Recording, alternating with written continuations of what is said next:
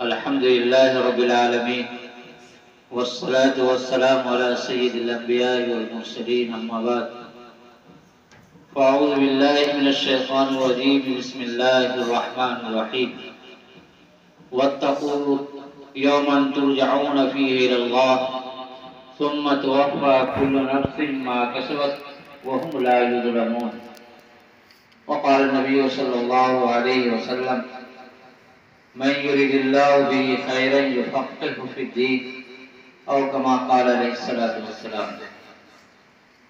حضرات اساتذہ کرام، طلبہ عزیز، مہمانان کرام، سال کی ابتدا ہے اور ابتدائی گفتگو یقیناً اساتذہ کرام نے آپ حضرات کے سامنے کر دی ہوگی۔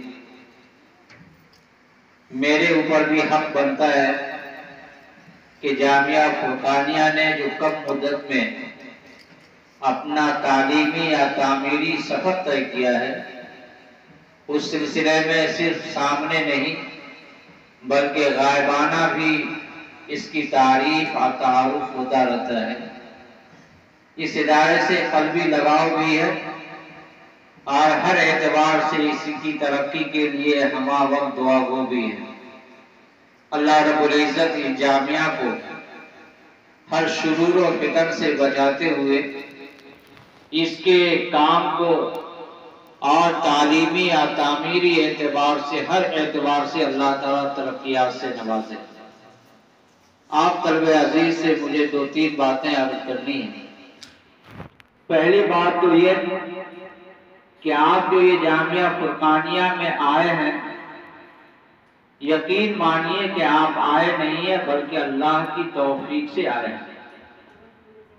آپ کی عمر کے بچے، آپ کے ساتھ کھیلنے والے بچے ابھی بھی اپنے اپنے گاؤں میں سڑکوں پہ نظر آ رہے ہوں گے اور ادھر ادھر اپنے قیمتی وقت کو برباد کر رہے ہوں گے، لیکن اللہ رب العزت نے آپ کو یہ توفیق دی، آپ کے والدین کو یہ توفیق دی کہ آپ کے والدین نے اس جامعہ کا انتخاب کیا اور آپ یہاں جمع ہوئے ہیں۔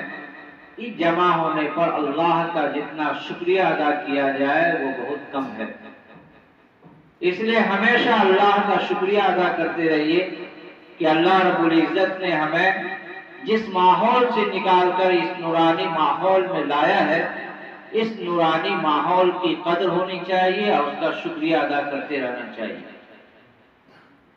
لیکن عزیز طلبہ، جس راستے کا آپ نے انتخاب کیا ہے اور جس علوم دینیہ کو حاصل کرنے کے لیے آپ آئے ہیں، اس کے لیے شرائط و آداب بھی بہت زیادہ ہے۔ جو چیز اہم ہوا کرتی ہے اس کے آداب بھی اتنے ہی اہم ہوا کرتے ہیں۔ اس سلسلے میں آپ اپنے ذہن کو بالکل صاف اور شفاف رکھیے۔ ہو سکتا تھا کہ آپ جامعہ فرقانیہ سے بہتر اپنے گھروں میں کھا سکتے تھے، گھروں میں پی سکتے تھے، اچھی بود و باش اختیار کر سکتے تھے، لیکن آپ کی ماں نے، آپ کے باپ نے، آپ کے گارجین نے اپنے دل پر پتھر رکھ کر آپ کو اس جامعہ کے حوالے کیا ہے۔ اس سلسلے میں ان کی کچھ تمنائیں ہیں اور آرزویں ہیں۔ اگر ہم ان کی تمنا اور آرزو پر اگر کھڑے اترتے ہیں اور کامیابی حاصل کرتے ہیں تو ہم یہ سمجھیں گے کہ ہمارے ماں باپ کی تمنا پوری ہو رہی ہے۔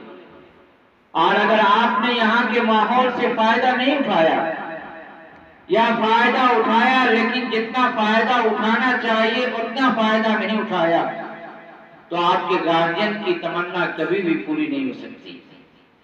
اس لیے اس سلسلے میں شروع سال سے ہی آپ یہ تہیا کریں۔ سب سے پہلی چیز، ہم لوگ اپنی اپنی نیت کو ٹٹولنے، اپنی نیت کو دیکھنے کہ ہم کس مقصد سے یہاں جمع ہوئے ہیں۔ مقصد ہمارا یہ ہے کہ یہ علم حاصل کر کے ہم اللہ کی رضا اور اللہ کی خوشنودی حاصل کریں گے، اس سے خود بھی فائدہ اٹھائیں گے اور پوری قوم کو، پوری ملت کے افراد کو بھی فائدہ پہنچائیں گے۔ ہمارے استاد گرامی قدر حضرت مولانا محمد قاسم صاحب مظفر پوری رحمۃ اللہ علیہ فرمایا کرتے تھے کہ پڑھنے والے اور پڑھانے والے ہر ایک کو ہر صبح میں تجدید نیت کر لینی چاہیے، نیت کو ٹٹول لینا چاہیے۔ پڑھانے والا یہ سوچے کہ کیا میں تنخواہ کے لیے پڑھا رہا ہوں، اگر تنخواہ کے لیے پڑھاتے تو اس سے اچھی تنخواہ، بڑی تنخواہ بھی کہیں اور مل سکتی تھی، لیکن اس لائن میں آنے کا مطلب یہ ہے کہ اللہ تو ہماری کفایت کے بقدر دیں گے ہی، خرچ کے بقدر دیں گے ہی، لیکن اصل مقصد اللہ کی رضا، اللہ کی خوشنودی اور خدمت دین ہو۔ پڑھنے والے کا یہ جذبہ ہو کہ ہم علم دین حاصل کر کے اللہ کے دین کی خدمت انجام دیں گے۔ اگر یہ نیت ہمارے اندر پیدا ہو گئی اور ہمیشہ اس مقصد کی تعین ہمارے پیش نظر رہی تو انشاءاللہ ہم کام آگے بڑھاتے رہیں گے اور کامیاب ہوتے رہیں گے۔ اس سلسلے میں آپ کامیاب ہونے کے لیے آپ کی جو عمر ہے، عام طور پر بچے دو طریقے سے پڑھا کرتے ہیں۔ ایک تو ڈنڈا کے ڈر سے بچہ پڑھتا ہے، دوسرے ذوق و شوق سے پڑھا کرتا ہے۔ ڈنڈے کے ڈر سے جو بچے پڑھتے ہیں اس کے پڑھنے میں پائیداری نہیں ہوتی۔ استاد دیکھ رہے ہیں، نگرانی کر رہے ہیں تو طلبہ پڑھ رہے ہیں۔ استاد کہیں چلے گئے اپنی ضروریات سے یا درسگاہ سے اٹھ گئے تو بچے کھیلنے لگے۔ اگر صرف ڈر سے اگر ہم پڑھ کر کے کامیاب ہونا چاہتے ہیں تو کبھی بھی کامیاب نہیں ہو سکیں گے۔ اس لیے چھوٹے بچے ہوں یا بڑے بچے ہوں، یہ اس مجلس میں بیٹھ کر کے یہ تہیہ ہاتھ سے کر لو کہ ہم استاد کی نگرانی چاہے ہو یا نہ ہو، ہمیں استاد دیکھیں یا نہ دیکھیں، لیکن ہم اپنے ذوق سے، اپنے شوق سے سبق کو یاد کریں گے اور پڑھیں گے اور پڑھ کر کے ایک اچھا کامیاب انسان بنیں گے۔ اگر یہ ذوق اور شوق اگر پیدا ہو گیا تو انشاءاللہ آپ کو بڑے بننے میں اور آپ کو اس امت کا رہنما بننے میں کوئی چیز روک نہیں سکتی۔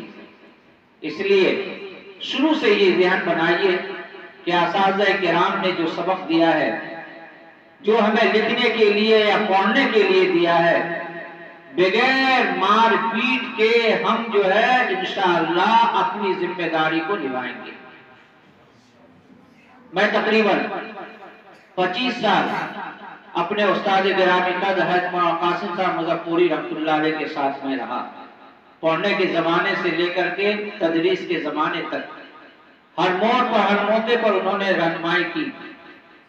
اتفاقاً ہی کبھی ایسا موقع ملا ہوگا کہ انہوں نے کبھی ڈانٹا ہو یا ڈانٹا ہو، ورنہ ہر موقع پر انہوں نے بڑی محبت دی، بڑی شفقت کا معاملہ کیا، اور اتنی شفقت کا معاملہ کیا کہ آج ان کے جانے کے بعد بھی ہر بیان میں وہ یاد رکھتے ہیں، ہر موقع پر، ہر موڑ پر وہ یاد رکھتے ہیں۔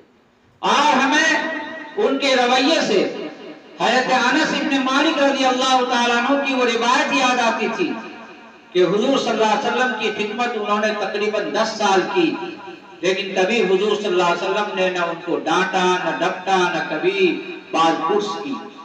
یہ کب ہوگا؟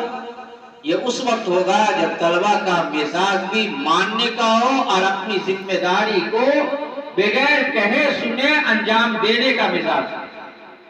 اس لیے پہلی بات یہ کہ اپنی نیت کو ٹٹول کر کے نیت کو خالص کر لیں۔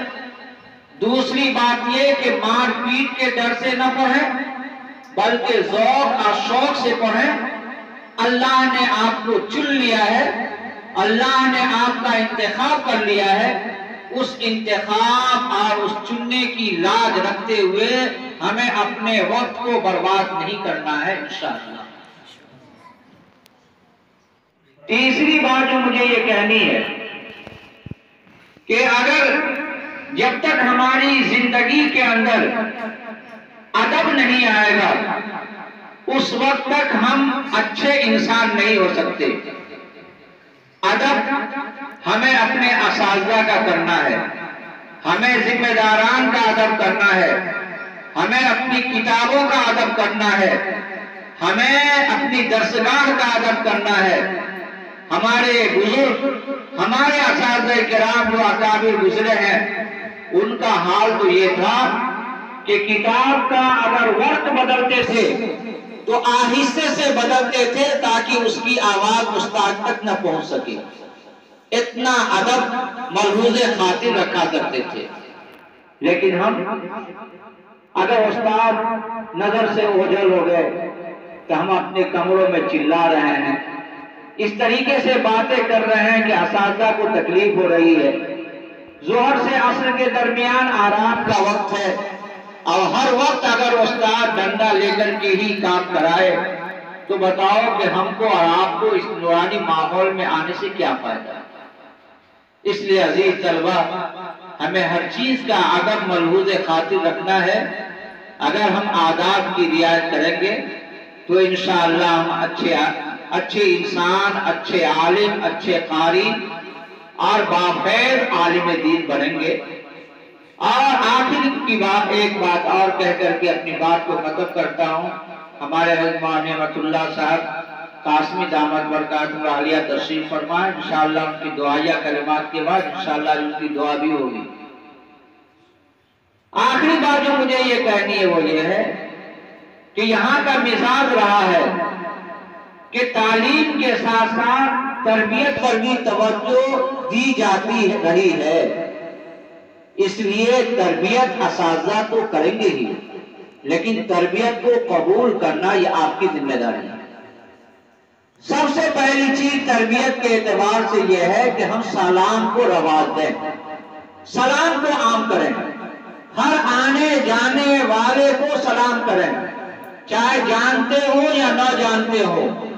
اور یہ ادارہ آپ کا اتنا مشہور و معروف ہے الحمدللہ، ہر آئے دن مہمانان کرام کی آمد ہوتی رہتی ہے۔